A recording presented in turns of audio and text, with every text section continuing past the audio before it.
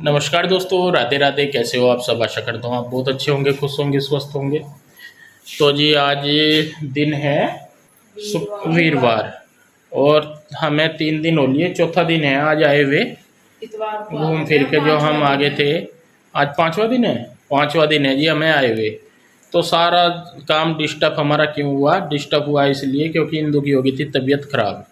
आज ये 5 दिन में पहली बार सुबह के टाइम नाश्ता कर रही है। तो और घर में देख लो आप हालत क्या हो रही है। सारा सामान ऐसे कैसे यहाँ उल्टा सीधा। बैग भी, ये बैग है जो वहाँ से ऐसे कैसे आए थे। तो आज इंदु की तबीयत है थोड़ी ठीक, क्योंकि इसके फिर टेस्ट वगैरह भी कराए और टेस्ट की रिपोर्ट भी कल आ गई थी। उसके बाद दोबारा कराए, ये दूसरी रिपोर्ट है। तो यहाँ पे सारी टेस्ट वगैरह भी हो गए थे, तो ठीक है, तबीयत अब आराम है। दवाई खा रही है, हफ्ते की दवाई दी है डॉक्टर ने। तो जी आज ये करेगी अपना काम की शुरुआत। बड़े दिन से ये तंग थी, कुछ हाथ पैर नहीं हिल रहे थे।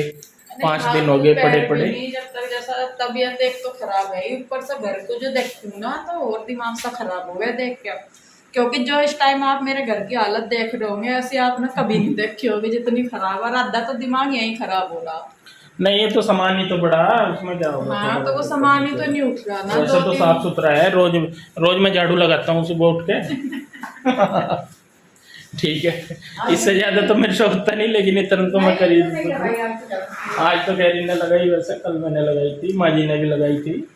मम्मी ने कल तो बर्तन आकर फिर शाम जब मेरे को उठा दिया, मम्मी ने बर्तन धोए थे। और माता जी को इधर आकर मिलना था आराम, लेकिन मम्मी को बर्तन धोने पड़ गए। बताओ। चलो खैर कोई बात नहीं, थोड़ा बहुत काम भी करते रहना चाहिए। हाथ पैर चलते मम्मी जा रही उधर, क्योंकि एक तो यहाँ पे साफ सफाई नहीं हो रही। अब जैसे सफाई करूंगी तो धूल मिट्टी होगी, तो मम्मी को दिक्कत हो सके। उस समय का अब चली जाऊंगी मम्मी उधर, और जब शाम को आऊंगी ना पूरा घर मम्मी को एकदम चकाचक मिलेगा। एक बार को तो मम्मी भी नुकेगी, किसके घर में आ गई मैं। इतना चमक जाएगा तो बस मैं फिर। तो जी मैं भी जा रहा हूँ आज, थोड़ा सा काम करूँगा दुकान पे, और थोड़ा मुझे इधर से सामान लेके जाना है। और फिर आगे का भी लोग जो है इंदु शूट करेगी, क्योंकि आज इसकी तबीयत है ठीक। तो मिलते हैं थोड़ी देर में। मम्मी ये देखो, मम्मी ने अपना पोटली दिखाई है। मम्मी पोटली मम्मी ने अपना थैला टाल लिया। ये मम्मी के पुत्र ने बना के दिया मम्मी को बैग। और इसमें बैग में पता है इतने बड़े में क्या है? इसमें इसमें सिर्फ एक दवाई की बोतल है और एक पुड़िया है, इतने बड़े बैग में। अरे इतने बड़े को मम्मी लियो, फिर मम्मी को एक छोटा बैग दियो बना के। असल में ये दिया था कि दवाई के साथ एक जोड़ा इसमें फिक्स रखा करो, तुमने रखा ही नहीं वो जोड़ा इसमें, इसलिए आ जाइयो पर शाम को ना। ना आज वीरवार है, आज नहीं धोने की, देखूंगी पर शाम को अगर टाइम लगा तो शाम को धो दूंगी मैं। चलो जी। यो भाई तो थारा इतना बड़ा, यो भाई नहीं दिखा आपको अपना इतना बड़ा भाई का देरी। तो जी देखिए यहाँ पे हो गया है काम झाम शुरू। और जैसा कि स्टार्टिंग में ही बताया, ये वीडियो है वीरवार का। तो आप लोग कह रहे थे कि मेरी तबीयत का क्या था, कि जो लक्षण थे वो डेंगू के थे मुझे, लेकिन जब हमने टेस्ट करवाया तो उसमें डेंगू तो नहीं आया, लेकिन उसमें आया है ब्लड में इन्फेक्शन आया था। कुछ TCL करके कोई चीज़ होती है जो कि 4000 से 11000 के बीच में होनी चाहिए, लेकिन वो मेरे ब्लड में सिर्फ 3000 था। तो उसकी वजह से जो मुझे दिक्कत हो रही थी वो थी, तो उसकी उन्होंने मेडिसिन दी। तो 2 दिन मैंने मेडिसिन खाया। बीच में मैंने कोई वीडियो शूट नहीं किया है, जो अब तक के वीडियो थे वो मैंने कोई शूट नहीं किया, सिर्फ वीरवार को मैंने शूट किया वीडियो, ये जिस दिन मेरी तबीयत थोड़ी सी ठीक थी।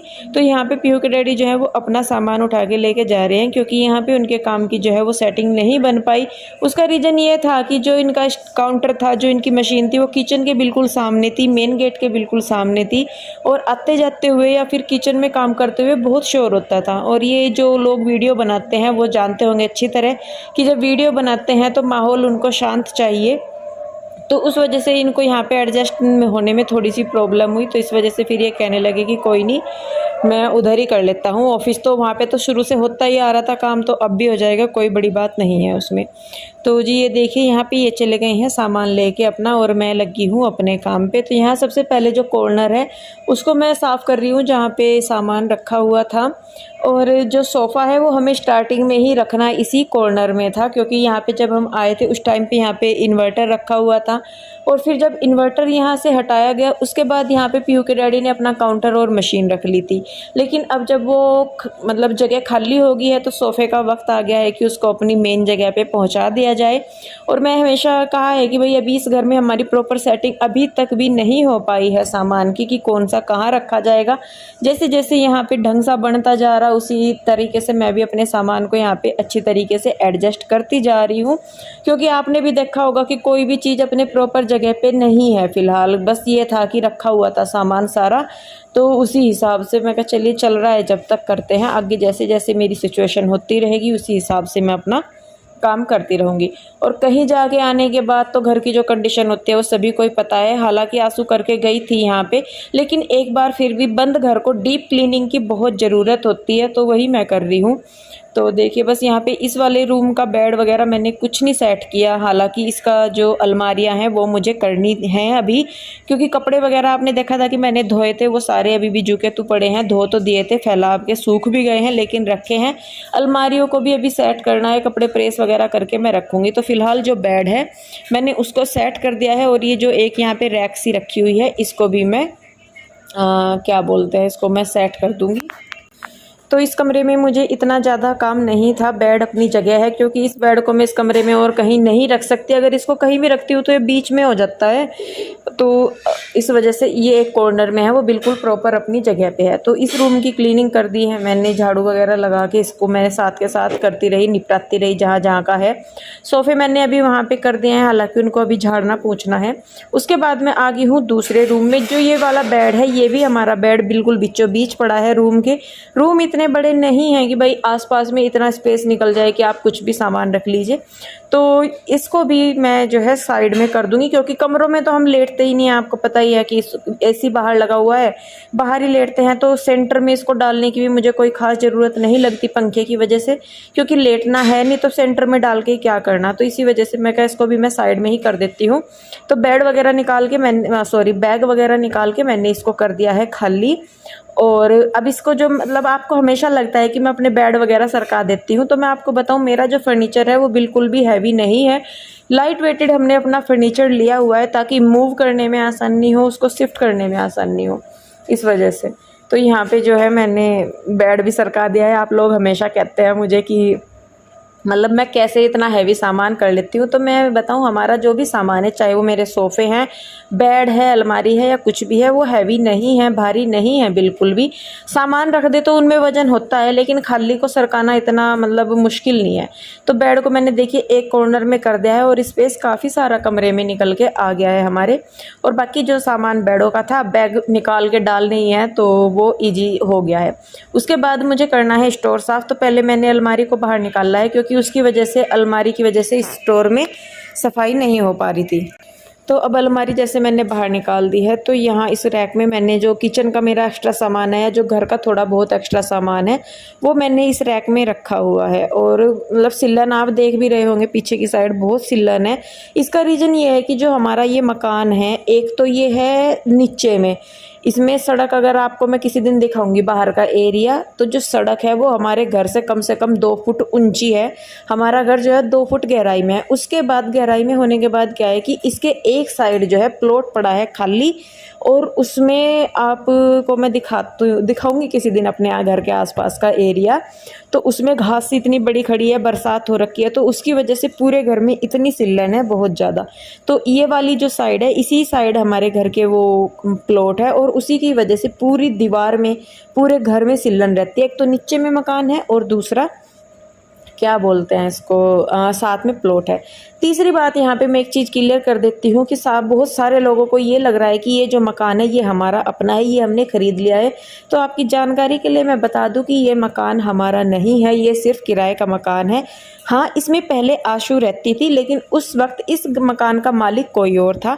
अब जो इसका मकान मालिक है वो पीहू के डैडी जो है उनके दोस्त हैं, और उनका घर बिल्कुल साथ वाला जो घर है वो उन्हीं का ही है।